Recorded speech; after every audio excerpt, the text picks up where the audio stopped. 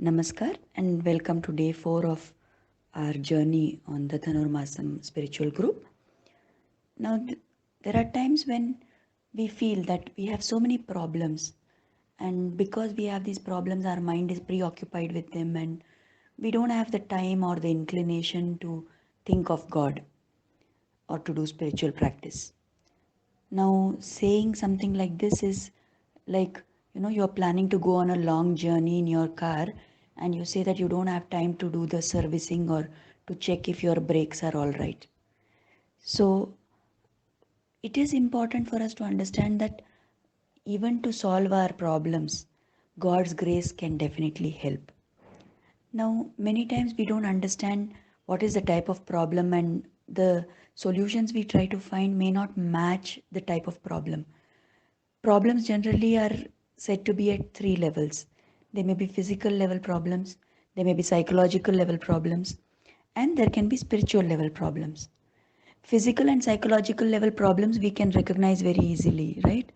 And let us say you have a fever or you have an infection, then saying that I will sit and do japa to take away the infection is foolishness. You have to take medicine to cure your infection, right? Similarly, if there is a problem at the spiritual level, we keep trying physical means to overcome that problem.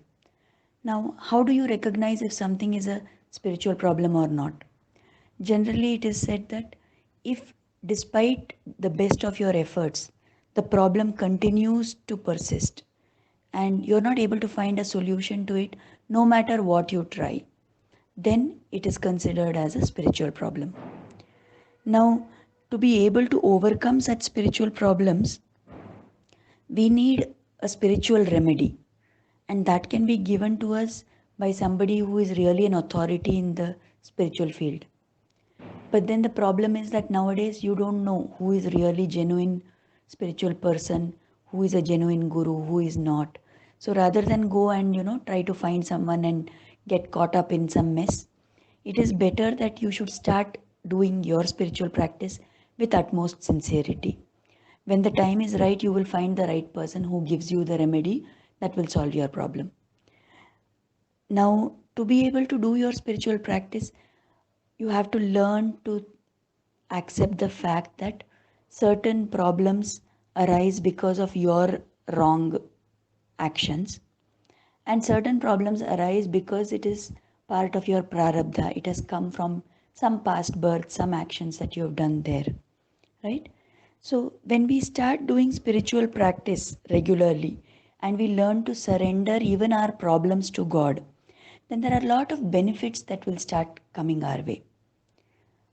In the Gita Dhyana, there is a shloka which says, Mukam karoti vachalam, pangum langhayate girim, yatkripa tamaham vande, paramananda madhavam.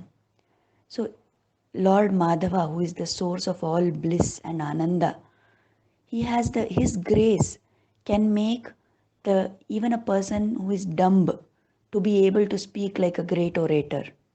His grace can cause even a lame person to be able to climb the mountain. So if all these things are possible for God, then can't He take care of your and my small problems that we face? So we must cultivate this attitude that God is there to take care of us. And when we do spiritual practice with this attitude, our capacity to withstand whatever problems we come will also improve. And we will be able to do and look at things like even if they are going as we don't expect them to go, then we will be able to understand that this is for my good. There is something for me to learn out of this. God will take care of me and He will take me through this. And that will increase your sense of surrender. So, to be able to do this, we need to practice or teach our mind to cultivate this attitude of surrender. And there are times when we think that we are solving all our problems and we keep doing things, but we don't see results coming. Now, before we get to that stage, or if we've already got to that stage also, learn to surrender to God's wish, and that will take you through that phase of life. So, there is a small shloka that you can repeat if you are able to learn it.